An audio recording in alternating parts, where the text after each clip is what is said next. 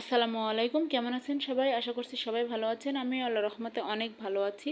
তো আজকে আরেকটি নতুন রেসিপি নিয়ে আমি চলে এসেছি। আজকে আমি রান্না করে দেখাবো পটলের একটি দারুণ মজাদার রেসিপি। তো পটল আমরা সবাই রান্না করতে পারি এবং পটল সবাই পছন্দ করি। কেউ রান্না করে ডিম দিয়ে, কেউ মাছ দিয়ে, আবার কেউ রান্না করে মাংস দিয়ে। তো আজকে অবশ্যই আমি ডিম দিয়েই রান্না করব। আর ঘরে থাকা সামান্য উপকরণ দিয়েই, সামান্য মশলা দিয়েই আজকে আমি পটলটা রান্না করে আপনাদেরকে দেখাবো। অনেক সুস্বাদু হয় এটা খেতে।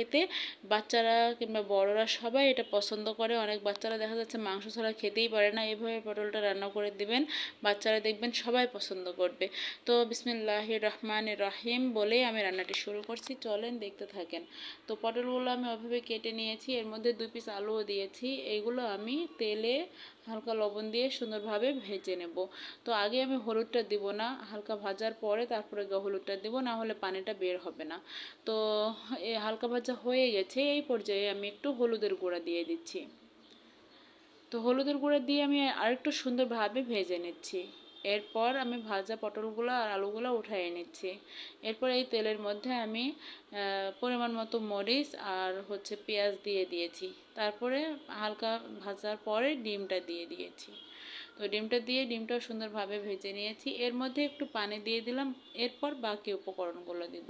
এর মধ্যে দিয়ে দিলাম জিরা বাটা, আর মরিচের গুঁড়া, হলুদের গুঁড়া আর লবণ। তো এবার সুন্দরভাবে কষিয়ে নিচ্ছি। তো এগুলো সুন্দরভাবে কষানোর পরে ভাজা পটল আর আলু ওগুলো দিয়ে দেব।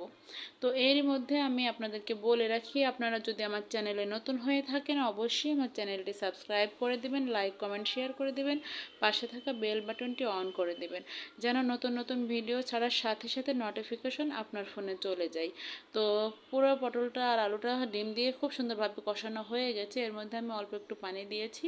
তো পানিটা দিয়ে 5 মিনিট ঢাকা দিয়েছিলাম। তো আমার রান্নাটা পুরোপুরি হয়ে গেছে। এরপর আমি একটু ধনিয়া পাতা ছিটিয়ে দিলাম। ধনিয়া পাতা ছিটিয়ে দিয়ে তারপরে কিছুক্ষণ পরে আমি নামিয়ে নিচ্ছি। এই যে দেখেন আমার রান্নাটা হয়ে গেছে। তো আমার এই রান্নাটি যদি আপনাদের ভালো লেগে থাকে অবশ্যই আপনারা বাসায় ট্রাই করবেন, কমেন্টে আমাকে জানাবেন কেমন হয়েছে। আর অবশ্যই আপনারা আমার জন্য দোয়া করবেন, আপনারা আমার পাশে থাকবেন। অবশ্যই অবশ্যই আমার চ্যানেলটি সাবস্ক্রাইব করে দিবেন। তো ধন্যবাদ সবাইকে, আপনারা সবাই ভালো থাকবেন। আসসালামু আলাইকুম।